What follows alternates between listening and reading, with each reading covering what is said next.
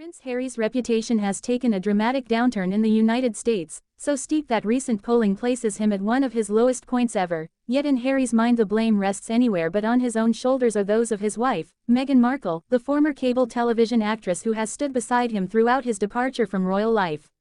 What unfolds behind the scenes, according to those close to the situation, reveals Harry's belief that he deserves a particular standing, a certain level of recognition, and that any deviation from that imagined place is due to misunderstandings, misrepresentations, or the actions of others. Before digging into the core of this story, I often like to paint a picture for my viewers, because many of you tell me you enjoy the familiar setting where I film, even when winter's gray skies take over and the flowers disappear. Some say the visuals distract, but the overwhelming majority, my true companions on this channel, explain that seeing vibrant scenes, waves, or blossoms helps lift the spirits on cold, gloomy days. It is similar to how watching the glow of a pub fireplace can make you feel warmer even when you cannot afford to turn on your own heat.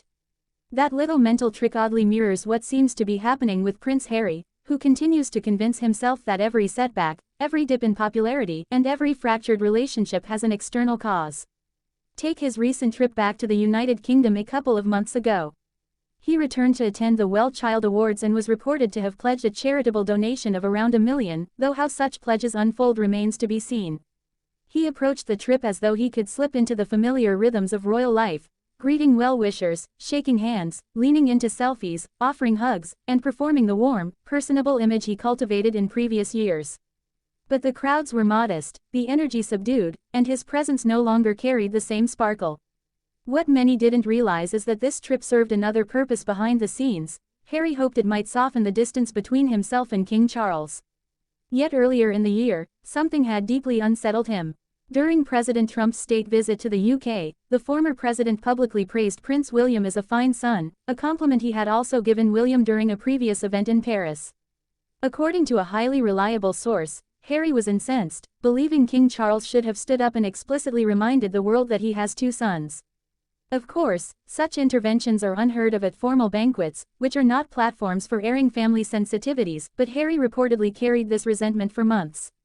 After his September visit, Harry contacted the palace directly seeking feedback on his appearance, convinced he had performed well and hoping King Charles might acknowledge the effort.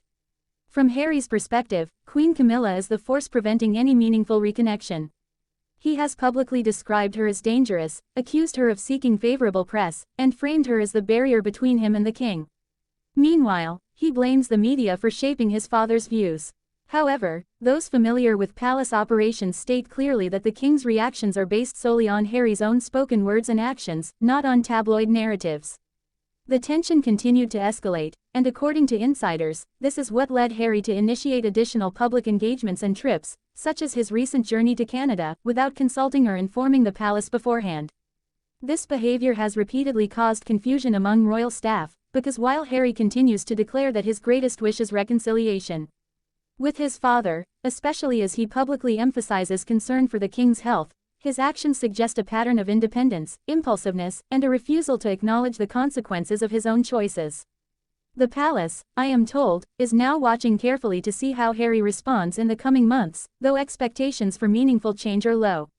Those who have observed him for years note that he has long been indulged and shielded by the institution, and while his resentment toward his older brother and certain members of the royal household is well documented, the reality is that Harry's position in the line of succession and in public life was determined at birth, not by favoritism or parental neglect.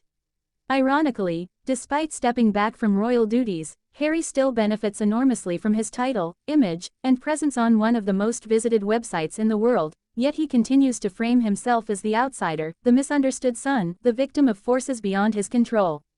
All of this forms a complex picture of a man struggling with identity, recognition, and legacy while navigating a world that no longer responds to him with the adoration he once took for granted. And as the situation continues to unfold, it seems increasingly clear that Prince Harry sees every difficulty as confirmation of his narrative rather than evidence of his own missteps, leaving the palace to wait, watch, and wonder what he will do next.